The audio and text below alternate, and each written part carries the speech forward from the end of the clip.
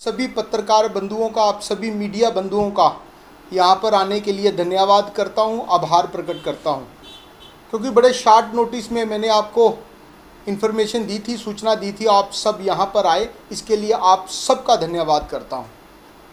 साथियों, कुछ इश्यूज़ थे, कुछ दुष्प्रचार चल रहा था मेरे विरुद्ध और उसका उत्तर देना, अपनी सोच, अपनी बात आपके माध्यम से शहर और जनता तक पहुंचाना भी बहुत ज़रूरी था, बहुत आवश्यक था। इसलिए मैंने बड़े शॉर्ट नोटिस में इस प्रेस कॉन्फ्रेंस को बुलाने का प्रयास किया है। साथियों, आज एक न्यूज़पेपर में एक आर्टिकल छपा हुआ है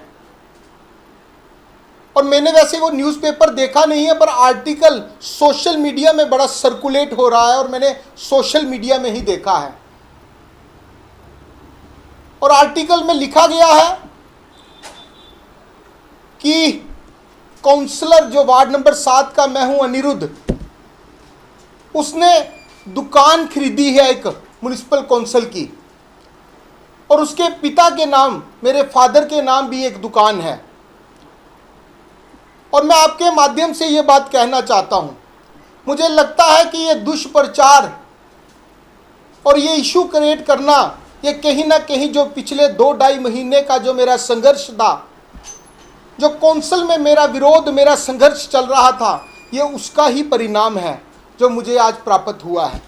और बात रही दुकानों की, और मैं साफ करना चाहता हूँ, मैं कोई बात छुपाना नहीं चाहता और आपके माध्यम से पूरे शहर को, पूरे स्टेट को बताना चाहता हूँ कि जब मैं काउंसलर नहीं था, क्योंकि मैं बाई इलेक्शंस में जीता था, आज से लगभग 9-10 महीने पहले दुकानों की ISBT, हमारे इंटर स्टेट बस टर्मिनल के वहाँ पर जो उसका वहाँ पर दुकानों की ऑक्शन हुई थी और मैंने वहाँ पर टेंडर भरा था और मैं भर सकता था, क्योंकि मैं काउंसलर नहीं था, कोई मैंने गैर कानूनी काम नहीं किया था, पूरे लीगल वे से टेंडर भरकर पूरी पारदर्शिता से मैंने दुकान हासिल की थी। कंपिटिटिव बिडिंग हुई थी वहाँ पर और मेरा नाम निकला था, मेरी दुकान निकली थी, और जिसमें वो लगभग दुकान थी 11,70,80,000 रुपये की, और अब तक मैंने 7.5 करीब 8 लाख रुपया मैं उस दुकान का दे चुका हूँ।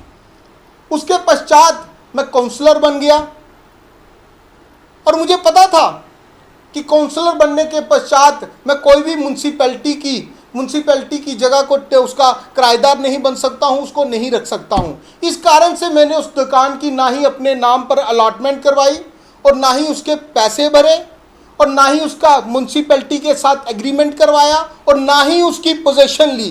पोजेशन माने मेरे पास उसका कोई कब्जा नहीं है, आज तक वो म्युनिसिपैलिटी के पास ही है।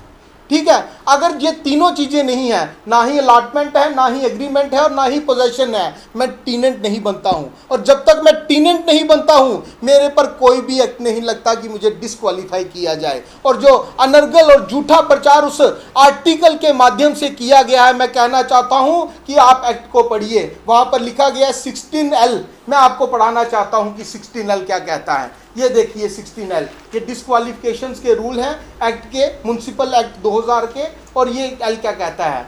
L कहता है if he is a tenant or lessee holding a tenancy or lessee under a municipality and is in arrears of rent of lease or tenancy held under the municipality, तब मैं disqualify होता। अगर मैं tenant ही नहीं हूँ, मुझे कौन disqualify करेगा? मैंने गैर कानूनी तरीके से दुकान खरीदी नहीं, मैंने पूरे लॉज को मानकर जो उसका प्रोसेस था, ट्रांसपेरेंट वे से उस प्रोसेस को फॉलो किया, बिडिंग में मेरी दुकान निकल गई। अब मैं टेनेंट नहीं हूँ, मुझे टर्मिनेट कोई कैसे कर सकता है? और बात रही दूसरी मेरे पिताजी की। साथियों, आज मैं थोड़ी इमोशनल बात करना चाहता हूँ, पूरे शहर को कहना चाहता हूँ। मेरे फादर एक टीचर हैं, पिछले दिनों 31 मार्च को वो रिटायर हुए थे। ठीक है, जब बंदा रिटायर होता है, एक मिडिल क्लास व्यक्ति, वो सोचता है कुछ ना कुछ तो खरीदूं। जो 20, 30, 40 लाख उसको मिलता है, कहीं ना कहीं कुछ थोड़ी बहुत प्रॉपर्टी तो अपने बच्चों के लिए, अपने परिवार के लिए खरीदूं। साथियों, वहाँ पर दुकानों की ऑक्शन हुई थी, मेरे फादर ने वहाँ पर दुकान भरी। उनकी 19,20,000 रुपये की सबसे महंगी दुकान, वो 12-14 जो दुकानें उसमें से मेरे फादर की दुकान निकली। क्या एक मिडिल क्लास व्यक्ति, वो पूरा उम्र वो मास्टर की नौकरी करता रहा, अध्यापक था, अगर उसने दुकान लेना चाहा, उसका राइट नहीं था? क्या गैर कानूनी काम कर दिया उसने? अगर ट्रांसपेरेंट वे से अगर वो दुकान लेता है, एक अध्यापक जो पूरी उम्र नौकरी करता रहा, क्या उसका कोई अधिकार नहीं है? क्या सिर्फ बड़े बड़े प्रॉपर्टी डीलरों का, बड़े बड़े ठेकेदारों का ही अधिकार है कि वो म्युनिसिपैलिटी की दुकानें खरीदेंगे? क्या जो मिडिल क्लास लोग हैं, जो लोअर मिडिल क्लास तबका है, वह वो दुकान नहीं खरीद सकता? वैसे तो म्युनिसिपैलिटी में बड़ी बड़ी बातें की जाती हैं, हम रोजगार दे रहे हैं। किनको रोजगार दे रहे हो? ये रोजगार है, कोई मिडिल क्लास व्यक्ति दुकान खरीदेगा तो वो गैर कानूनी बात हो जाएगी।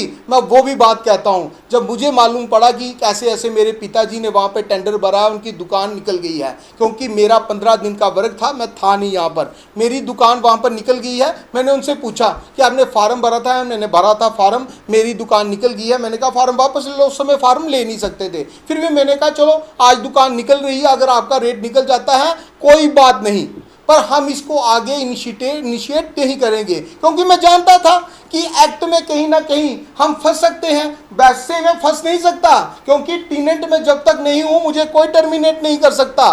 और मैं चैलेंज करता हूं कि अगर आप वहां पर उस आर्टिकल में लिखा है कि इनको टर्मिनेट किया जाए, चैलेंज है, ओपन चैलेंज है कि अगर हमने कोई गैर कानूनी काम किया है, अगर मेरे पिता जो पूरी उम्र अध्यापक की नौकरी करते रहे, टीचर थे, उन्होंने रिटायरमेंट के बाद सोचा कि मैं एक दुकान खरीद लूं, उन्होंने कोई गैर कानूनी काम किया है तो मुझे टर्मिनेट कर दीजिए। अगर नहीं टर्मिनेट कर सकते, मेरी कंप्लेन करके तो माफी मांगिए। कहीं ना कहीं आपने मेरा जो सेल्फ जो रिस्पेक्ट है उसको ठेस पहुंचाई है। और मैं एक बात और कहना चाहता हूं साथियों, बड़ी गंभीर बात है। जब मैं इस एक्ट को पढ़ रहा था, मैं आज पढ़ने लगा, पहले मैं भूल गया था, मैं डी सेक्शन पढ़ रहा था। ये देखिए डी सेक्शन इसकी डिस्क्वालिफिकेशन की, इसमें लिखा है if he was encroached upon is a beneficiary of the encroachment upon any land belonging to or taken on lease or by or behalf of the government, a municipality or panchayat, cooperative society. बात छोटी छोटी बात, मैं मोटी मोटी बात बताना चाहता हूं। इस एक्ट में, इस डी सेक्शन में लिखा है कि अगर कोई भी मेंबर जो इलेक्टेड है, अगर उसने इंक्रोच की हुई है लैंड, चाहे वो गवर्नमेंट लैंड हो, चाहे वो म्युनिसिपैलिटी की हो, चाहे वो कोऑपरेटिव हो, सोसाइटी की हो, चाहे पंचायत की हो, वो डिस्क्वालीफाई हो सकता है। और मैं आज आपको कहना चाहता हूं और आपके माध्यम से पूरे शहर को कहना चाहता हूं, भैया मैं तो जानता हूं वो आर्टिकल स्पॉन्सर्ड है, किसकी शय के ऊपर लगा है, पर उनका क्या, जो नहर के किनारे बहुत बड़ा गुफ्तगू बना हुआ है, क्या उसमें नहीं इंक्रोच की हुई लैंड? क्या उसमें गवर्नमेंट लैंड नहीं इंक्रोच हुई है? अगर उसमें गवर्नमेंट लैंड इंक्रोच हुई है, मैं उनको चैलेंज करना चाहता हूं, जिन्होंने आर्टिकल वो वाला बनाया था उस पर खबर लाइए, क्योंकि उस पर वो टर्मिनेट जरूर हो सकते हैं। मैं चैलेंज करना चाहता हूं, मैं टर्मिनेट नहीं होगा, पर उसमें जो गुफ्तगू बना हुआ है, कहीं ना कहीं उसमें लॉज को वायलेट किया गया है, गवर्नमेंट लैंड को कहीं ना कहीं इंक्रोच किया गया है, और कहीं ना कहीं इलीगल है वो स्ट्रक्चर। और उसमें अगर कोई फंसता है, जिनका वो है वो फंसते हैं वो मेंबर, और कहीं ना कहीं मैं कहूंगा वो डिस्क्वालीफाई हो सकते हैं अगर उसकी जांच की जाए।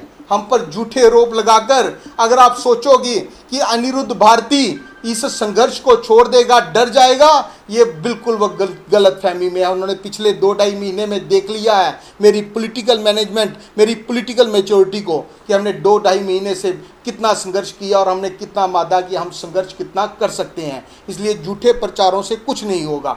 और उस आर्टिकल में लिखा गया था कि थ्रू आरटीआई हमें इंफॉर्मेशन मिली है। मुझे लगता है ऐसी कोई आरटीआई नहीं है, सबसे बड़ी आरटीआई अनिरुद्ध बैठा है। मैं खुद बोलता हूँ मैंने कोई गैर कानूनी काम नहीं किया। जो गैर कानूनी काम हुए हैं उनका जवाब मांगिए, आप नहीं मांगेगा। और मैं कहता हूँ कि जो आरटीआई की पॉलिटिक्स चल रही है, अब अनिरुद्ध लगाएगा आरटीआई। सिर्फ आरटीआई नहीं लगाएगा, विजिलेंस की इंक्वायरी भी करवाएगा, और जो चोरी कर रहे हैं उनका पर्दाफाश करेगा। सिर्फ बात इसकी नहीं होगी इंक्रोचमेंट की, बात आएगी जो कोविड के समय जितना भी सामान खरीदा गया थ्रू जेम, किस किस का पोर्टल था, मेंबर हैं, वो भी मेंबर हैं। वहां पे सुना गया है कि हमारे जो काउंसलर जीते हैं उनके रिलेटिव्स के पोर्टल बनाकर वहां से सामान खरीदा जाता था। ये भी मैं आरोप लगाना चाहता हूं। मैं कहना चाहता हूं यहां पर एक एक गली 2-2 बार बनाई गई, ये भी आरोप है, थ्रू आरटीआई में पूरा इनका पर्दाफाश करूंगा। कितना तेल म्युनिसिपैलिटी में एक दिन में लगता है, जो व्हीकल्स चलाए जाते हैं उस पर भी आरटीआई से जवाब मांगा जाएगा। आरटीआई से जवाब मांगा जाएगा कितने जो बिल्डिंग्स हैं, जो हमारी रेजिडेंशियल बिल्डिंग्स के नक्शे पास कर कर वहां बहुत बड़े बड़े कम्प्लेक्स और कमर्शियल हॉल्स बनाए गए, क्यों म्युनिसिपैलिटी ने आंखें मूंदी हुई थी, उस पर भी थ्रू आरटीआई जवाब मांगा जाएगा। बिल्कुल चुप नहीं रहा जाएगा। अगर ये सोचते हैं कि झूठे आरोप लगाकर, झूठा प्रचार कर कर हम पर के ना हमें डरा लेंगे, हमें ये धमका लेंगे, ये इनकी गलत फहमी है। और मैं कहना चाहता हूं, गुड गवर्नेंस ये नहीं होती। गुड गवर्नेंस होती है इस ऐसी जो इलीगल चीज़ों का विरोध करना, वो हम कर रहे हैं, और जो ये इलीगल चीज़ें कर रहे हैं वो बैड गवर्नेंस कर रहे हैं। और मैं एक बात छोटी सी और कहना चाहता हूँ कल के इंसिडेंट के ऊपर। ठीक है साथियों, कल ऐसी परिस्थिति बनी वहाँ पर कि हमारे 10 पार्षद पहुँचे, वैसे एक मैडम वहाँ पर पहुँच गए थे, सीओ साहब ने नहीं माना उनको। ठीक है, अब मैं कुछ कहना नहीं चाहता उसके ऊपर, पर मैं कहूँगा एक बात, सबको इतनी उत्सुकता बताने की आवश्यकता नहीं है। अभी भी वो मीटिंग कॉल ऑफ हुई है और मोशन डिस्कस नहीं हुआ है। अंडर रूल जब तक मोशन डिस्कस नहीं होगा, रेजोल्यूशन पास फेल नहीं होता। जब तक रेजोल्यूशन पास फेल नहीं होता, अभी तक कुछ ख़त्म नहीं हुआ। हम ऑनरेबल हाई कोर्ट से मांग करेंगे कि हमें मीटिंग करने का एक बार फिर मौका दिया जाए, और जल्द से जल्द हमें आश्वासन भी मिला है वकीलों की तरफ से, और हमें विश्वास भी है कि हमें मीटिंग कॉल की जाएगी, और दोबारा हमें अपने जो हमने नो कॉन्फिडेंस मोशन पेश किया था उस पर बहुमत साबित करने का हमें पर्याप्त एक बार मौका ज़रूर दिया जाएगा। जय हिंद, जय भारत।